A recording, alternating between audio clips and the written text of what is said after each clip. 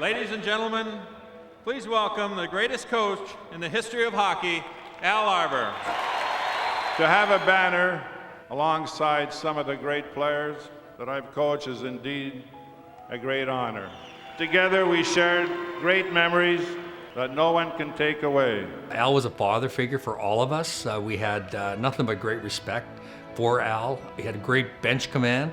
He was a commander in that sense, but I think for all of us, he talked to us like he cared. We mattered to him like we're family, and got a great response from all of us. And Al was such a big part for everybody on that dressing room through the years, and I looked at him like a second dad. I have a way of teaching players that I believe in, and I spend a lot of time trying to get the point across. The thing I like best about Al is Al knew everybody's personality. He knew the guys he could stick it to, and he knew guys that wouldn't take it.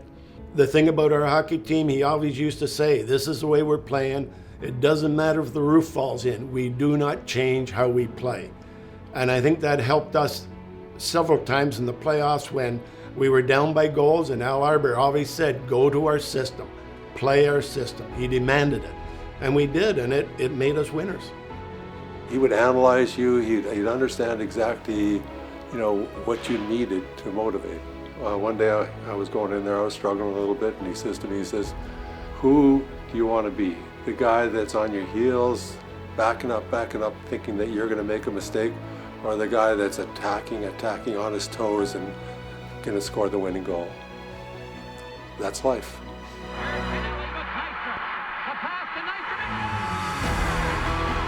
When I first met Al, I went in and there was, this guy with the glasses, and I knew who he was, obviously. He just said, sit down. And I said, all right, Mr. Arbour, I'll sit down. So he puts on a video, and it happened to be a fight with the Philadelphia Flyers sometime the year before. And he said to me at that point, he says, do you think we should let that happen anymore?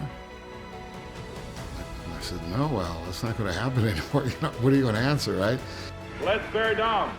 We got maybe another half an hour, so bear down for half an hour and do it right. I feel very lucky having Al for my first 2 years as an NHL player, because not only taught me a lot, but he made me feel welcome, I felt like really Al Arbour was probably the anchor that believed in us.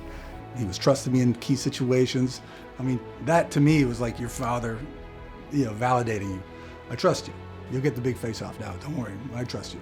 And boy, when someone puts that faith in you, I'm not letting him down. The Islanders in 1975, we were seeded number 8. Pittsburgh, they were seeded 2. And we lost the first 3 games, and practicing before the 4th game, that was when Al Arbour's great line. He said, if anybody in here doesn't think that we can win this series, then go in, take your stuff off, and leave.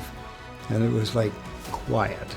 Ed Westfall puts the Islanders in front. The miracle performance wins 4 straight after losing the first 3. He challenged us, and we came through. And the New York Islanders have won their 4th straight Stanley Cup. I'll tell you, maybe there are teams in the past with more ability, but there's no team in sports with better character ever than this team right here.